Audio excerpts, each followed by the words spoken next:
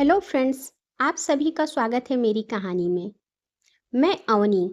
मैं आज इस दुनिया में नहीं हूँ। जानिए मेरी कहानी। अवनी आज बेबस लग रही है। इधर से उधर बस भाग रही है और बार बार घड़ी की ओर देख रही है। फिर एक आवाज आई, क्या हुआ बेटा, तुम ऐसे घूम क्यों रही हो? अवनी ने जवाब दिया, क्या पापा, आपको पता नहीं है, आज 10वीं का रिजल्ट आने वाला है। आपको कुछ याद नहीं रहता? पापा ने बोला, मुझे याद है, पर तुम ऐसे अगर पागलों की तरह घूमती रहोगी तो रिजल्ट में कुछ बदलाव नहीं आने वाला। तूने जो भी लिखा होगा उसी हिसाब से मार्क आएगा। अवनी, हाँ, पर पापा, क्या पर? कुछ मार्क कम आ भी गया तो क्या होगा? इतने में अंदर से आवाज आई, ऐसे कैसे कम मार्क आएंगे? पढ़ाई तो ठीक तरह से की थी ना, फिर कम क्यों? अगर 95% से कम मार्क आए तो देख लेना। अवनी सहमी हुई। हाँ हाँ माँ, 95% से कम नहीं आएगा। इतने में वो मोबाइल लाकर रिजल्ट देखने लगी। उसे 96% मिले थे। वो खुश थी, बहुत ही ज़्यादा। माँ की कही हुई परसेंटेज से ज़्यादा आए हैं तो वो भी बहुत खुश थी। हमारे यहाँ सालों से एक प्रथा चलती आती है, रिजल्ट चाहे जिसका भी आया हो, रिश्तेदार के फ़ोन आना शुरू हो जाता है। जो रिश्तेदार हालचाल पूछने के लिए एक बार भी कॉल नहीं करते हैं, रिजल्ट के दिन बार बार कॉल करके परेशान कर देते हैं। यहाँ भी ऐसा ही हुआ। रिश्तेदारों की कॉल आना शुरू हो गया। अवनी की माँ बड़े ही गर्व से सबको कह रही थी, मेरी बेटी को पूरे 96% आए हैं। इसके बाद मेरी बेटी साइंस लेकर पढ़ाई करेगी और उसके बाद मेडिकल की पढ़ाई करेगी, डॉक्टर बनेगी, देख लेना तुम। इतने में अवनी के पापा आकर बोले, अरे और कितनी देर बातें करती रहोगी, कुछ मिठाई भी तो लाओ, मुंह मीठा करवाओ। अवनी मिठाई का डिब्बा लेकर पहले ही हाजिर हो गई और सबका मुंह मीठा की। पापा बहुत खुश थे तो उन्होंने सोचा, क्यों ना आज बाहर लंच पे जाएं।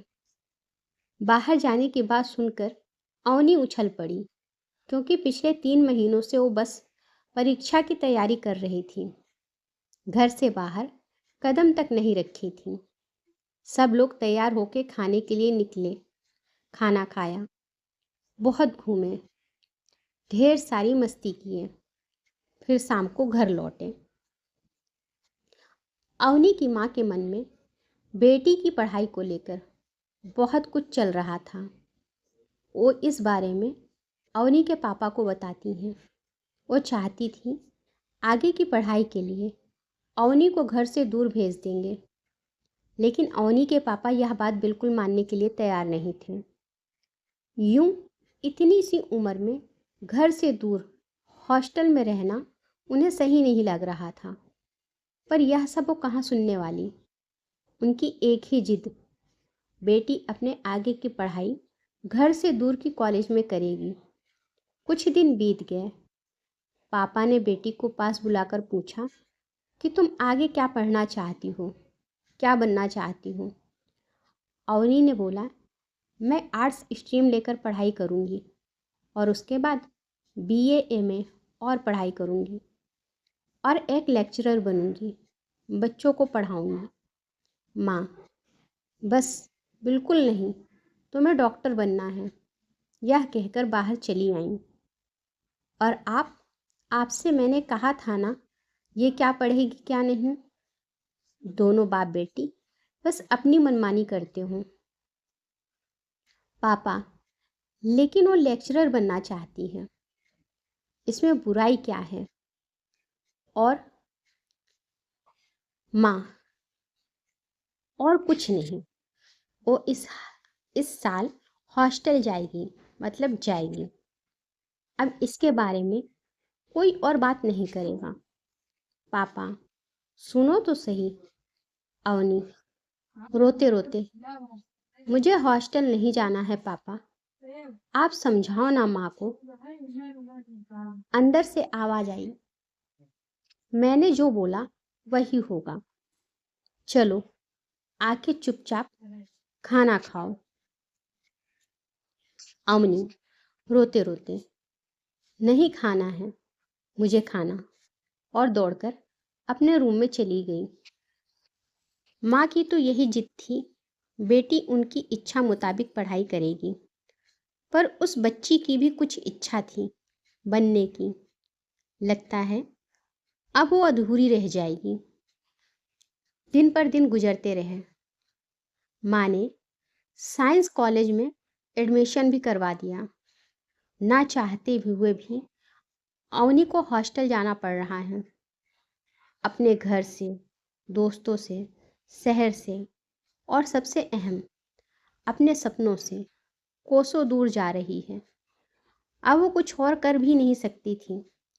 अपने माँ की खुशी के लिए अपने सपनों को भूल गई और खुशी खुशी हॉस्टल चली गई। वहाँ पे नए दोस्त, नया शहर, सब कुछ नया। धीरे धीरे सबके साथ घुल मिल रही थी। हॉस्टल में दोस्तों के साथ अपने आप को खुश रखा करती थी। घर जैसा माहौल बना रहता था। बीच बीच में माँ पापा को कॉल करके बात करती थी, और कभी कभी वो बेटी से मिलने भी आते थे। माँ जब भी कॉल करती थी सबसे पहले पढ़ाई के बारे में पूछा करती थी। इस बार भी साफ साफ बोल दिया था माँ ने, 90% से ज़्यादा मार्क्स तो आने ही चाहिए। अवनी एक होशियार लड़की है, सब जानती है, पर यूँ हमेशा उसके ऊपर पढ़ाई का दबाव डालना भी तो सही नहीं था। देखते ही देखते फाइनल एग्ज़ाम नज़दीक आ रहा था। अब 2 महीने बचे थे एग्ज़ाम को। अवनी ने सोचा, बहुत दिन हो गए घर नहीं गई, 1 हफ्ते के लिए चली जाती हूँ, फिर बाद में नहीं जा पाऊँगी। वो अपने माँ पापा को सरप्राइज़ देना चाहती थी, इसलिए बिना कुछ कहे सीधा अगले दिन घर पहुँच गई। दरवाजे पर दस्तक दी तो पापा ने दरवाज़ा खोला। पापा बेटी एक दूसरे को देखकर उछल पड़े। बड़े खुश लग रहे थे। पापा ने आवाज़ दिया, सुनते हो, देखो कौन आई है। अपने पल्लू से हाथ पोंछते पोंछते रसोई से बाहर आई। अवनी को देखकर बोल पड़ी, 2 महीने बाद एग्ज़ाम है, अभी घर क्यों चली आई? वहाँ तुझे पढ़ाई करने भेजा था। हमसे बिना पूछे तू क्यों चली आई? अवनी ने सोचा था माँ उसे देखकर बड़ी खुश होगी।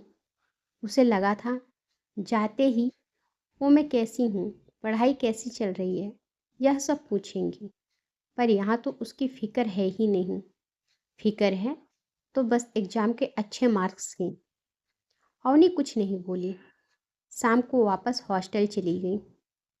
घर पर अवनी के पापा ने उसकी माँ को बैठाकर समझाया कि बच्चों पर ऐसे पढ़ाई का दबाव नहीं डालना चाहिए, इससे बच्चे मानसिक रूप से कमज़ोर हो जाते हैं। फिर उसकी माँ बोली, आपको भी लगता है मैं एक बुरी माँ हूँ? मुझे भी अच्छा नहीं लगा, इतने दिनों बाद अपनी बेटी से मिलकर भी नहीं मिल पाई। आपको पता है मैं क्यों हमेशा पढ़ाई को लेकर सख्ती से पेश आती हूँ? मेरा भी सपना था मैं भी बहुत पढ़ाई करूँ, डॉक्टर बनूँ, लेकिन मेरे माता पिता के पास इतने पैसे नहीं थे, क्यों मुझे पढ़ाते। इसीलिए तो कम उम्र में शादी करवा दिया। अब मैं तो नहीं चाहूँगी मेरी बेटी भी मेरी तरह बने। उसे डॉक्टर बना हुआ देखकर मैं खुद को उसमें ढूंढूंगी, समझ लूँगी कि अब मैं हूँ। अब आप ही बताइए, क्या ऐसा सपना देखना गलत है? पापा, नहीं, कुछ गलत नहीं है, पर ऐसे डांट कर, दबाव डालकर कुछ हासिल नहीं किया जा सकता। अगर तुम उससे प्यार से बात करोगी तो समझेगी, वरना तुम्हारे लिए उसके मन में नफरत बढ़ जाएगा। माँ, हाँ आप सही बोल रहे हो। तो फिर हम कल चलेंगे उसे लेने को। 2-3 दिन यहाँ रहेगी तो अच्छा लगेगा। पापा, अच्छा ठीक है, मैं कॉल करके बोल देता हूँ फिर। माँ, नहीं नहीं, हम कल सुबह सुबह पहुँच जाएंगे और उसे सरप्राइज़ देंगे। अगले दिन सुबह सुबह अवनी के हॉस्टल में जाकर दोनों पहुँचे। दूर से भीड़ दिखाई दे रही थी। भीड़ हटाकर देखा तो अवनी नीचे लेटी पड़ी थी। माँ दौड़ के उसे अपने गोद में उठा ली और ज़ोर ज़ोर से पुकारने लगी, लेकिन वो उठ नहीं रही थी। सब रोए जा रहे थे। हॉस्टल की वार्डन आकर बोली, हमें इसकी लाश फैन से लटकती हुई मिली। अवनी की माँ बस अपनी बेटी को अपने गोद में लिए उसके मासूम चेहरा को देख रही थी और बार बार उससे पूछ रही थी, क्यों किया तूने ऐसा? और उसके पापा स्तब्ध खड़े थे। ना उनके मुंह से बोलने के लिए कुछ था, ना ही वो कुछ सुनने की परिस्थिति में थे। बस दूर से ही अपनी बेटी को देख रहे थे। उनकी आंखों के सामने जैसे वो सारे पल एक बार फिर से दोहरा रहे थे, जिनमें वो अपनी बेटी के साथ थे। कुछ देर बाद अवनी की अंतिम यात्रा निकली। सारी क्रियाक्रम खत्म होने के बाद उसकी माँ और पापा उसी हॉस्टल के कमरे में गए जहाँ उनकी बेटी रह रही थी। उसकी माँ उसके कपड़ों को अपने सीने में लगाकर रो रही थी और पापा अपनी बेटी की सारी चीज़ें समेट रहे थे।